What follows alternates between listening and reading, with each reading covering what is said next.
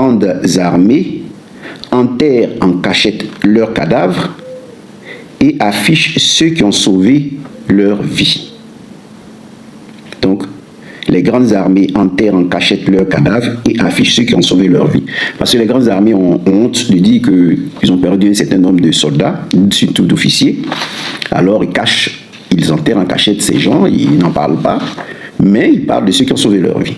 Bon, donc voilà comment Chantal Nanaba Camara et Cubière ont décidé en 2025 de brûler le pays. En vous souvenant de cela, vous allez chercher à comprendre l'importance du pacte social. On doit tous se mettre avec le président Laurent Gbagbo, être prêt à faire ce qu'il nous demande pour éviter que le pays soit brûlé cette année même. En Côte d'Ivoire, une décision de justice a provoqué une onde de choc dans le paysage politique. Des millions de citoyens se demandent aujourd'hui comment une décision judiciaire peut-elle avoir un impact aussi lourd sur le droit de vote. Derrière cette controverse, une question fondamentale se pose. La justice protège-t-elle toujours l'équilibre démocratique? Avant 2030, parce que le président Laurent Gbagbo a dit que le 4e mandat est illégal, mais ce n'est pas le fauteuil qui nous intéresse. On va se battre pour nos droits. Parce que c'est le 4e mandat qui fait que celui-là, Ouattara le dictateur, foule au pied nos droits. Et donc, le 4e mandat, qu'il le prenne, mais il ne va pas l'achever parce qu'il a décidé de fouler nos droits. Voilà comment il s'y prend avec Nanaba Camara. Écoutez-la. Des candidats à l'élection, la liste définitive des candidats à l'élection du président de la République du 25 octobre 2025 est arrêtée ainsi qu'il suit. Alassane Ouattara, Yves Simone épouse Gbagbo, Labou Adjoa Henriette, Dion Jean-Louis Eugène, Domelo Séné Awa Jacob. Article 4. La présente décision sera publiée au journal officiel de la République de Côte d'Ivoire. Alors ici, quelle est la conséquence d'un tel comportement, d'un tel verdict, d'une telle décision? Alassane Ouattara, Domelo et autres sont candidats et non le président Laurent Gbagbo. Cela veut dire qu'ici, c'est un gros mensonge. C'est un très gros mensonge. Cela veut dire tout simplement que ces personnes sont plus populaires que le président Laurent Gbagbo. Simone Gbagbo est plus populaire que le président Gbagbo. Domelo est plus populaire que le président Gbagbo. Jean-Louis Billon est plus populaire que le président Laurent Gbagbo. Toutes ces personnes-là sont plus populaires que le président Laurent Gbagbo. Vous voyez, c'est un gros mensonge. Et quelles conséquences une telle décision a sur la Côte d'Ivoire?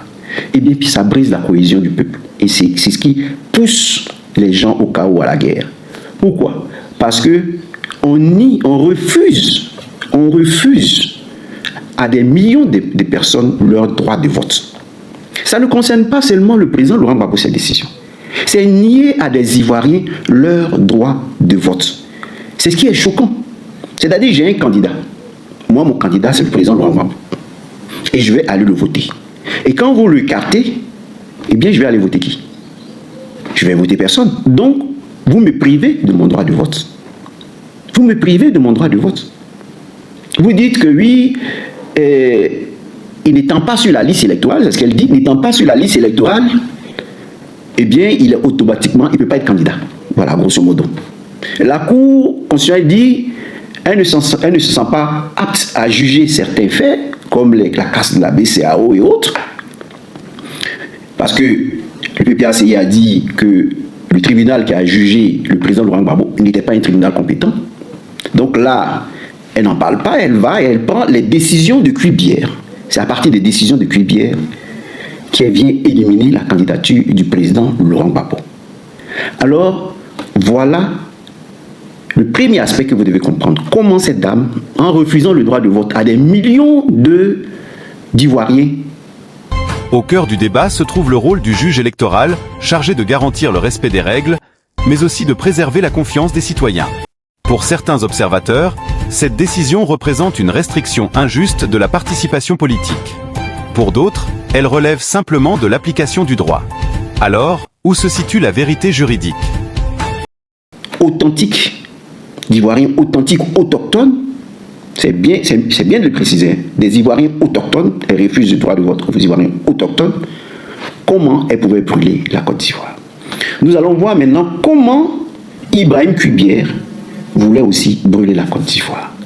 Écoutez Maître Abiba Touré. Choquante qu'on a pu repérer autre découverte choquante qu'on a pu repérer sur la liste électorale, des parents dont la nationalité a été modifiée. Il s'agit en fait d'électeurs inscrits sur la liste électorale avec des parents prétendument ivoiriens, alors que leurs actes de naissance racontent une toute autre histoire. Vous avez par exemple Adama Traoré. Lui, il est inscrit comme électeur.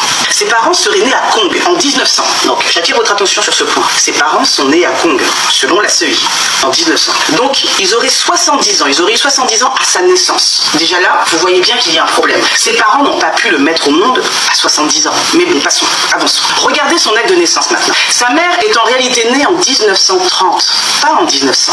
Et surtout, ses deux parents ne sont pas nés à Kong, mais à Bougouni, au Mali. Donc non seulement on nous présente des âges impossibles, mais en plus l'origine des parents est totalement modifiée. Pourquoi c'est grave? Eh bien parce que la nationalité ivoirienne est une condition pour être électeur, c'est logique. Et ici on constate clairement que des personnes ont été inscrites sur la base de fausses informations, pour faire passer des électeurs d'origine étrangère comme étant ivoiriens de naissance. Et ce n'est pas un cas isolé. Rien qu'à Dabou, il y a eu près d'1 millier de cas comme celui-ci qui ont été détectés. Imaginez ce que ça doit être à l'échelle de tout le pays. Et pendant ce temps-là, la CEI, elle ferme les yeux. Ou alors elle fait semblant de ne rien voir. Mais la CEI ne s'arrête pas là. Elle va continuer de nous surprendre encore. On a découvert des cas hallucinants d'électeurs qui sont plus âgés que leurs propres parents. Voici quelques exemples qu'on ne voit même pas dans les films d'action ou de science-fiction. Niaba Olivia, qui est née le 3 février 99 et dont le papa est né le 1er février 2001. Oui, 2 ans plus tard. Dans cette famille, on peut se demander qui commande entre le père ou la fille. Nous avons aussi des électeurs plus âgés que leur mère, comme par exemple Amani Kwame Blaise, qui est né le 1er janvier 61 et sa maman est née le 30 décembre 65. Soit la CEI a inventé la maternité à rebours, soit elle ne vérifie rien du tout. Nous avons encore des électeurs du même âge que leur père, comme Yehoun Golo, qui est né le 1er janvier 97 et son papa est également né à la même date de naissance précise. Un papa jumeau de son fils, quoi. Et ça ne choque pas la CEI. Nous avons encore des électeurs du même âge que leur mère. Par exemple, Yen Wati Korté, né le 1er janvier 1960. Et sa mère est née le même jour, au même lieu. Mère et fils ont la même date, même année. Peut-être même ont-ils partagé la même classe pendant qu'on y est. Qui sait? Pendant ce temps-là, voilà ce que déclare fièrement la CEI. Écoutez-la. Aujourd'hui, la Côte d'Ivoire a un système électoral fiable. Ce n'est pas parce que nous sommes à la commission électorale indépendante qu'on le dit. Il y a bon nombre de pays qui s'inspirent de la Côte d'Ivoire. Ah bon? On nous copie? Qui ça? Je serais curieuse de savoir quel pays voudrait d'une telle liste. Elle refuse que des millions d'électeurs ivoiriens votent. C'est ce qu'il faut comprendre. Et ainsi, elle sape la cohésion du peuple. Ça, c'est ce qu'il faut retenir.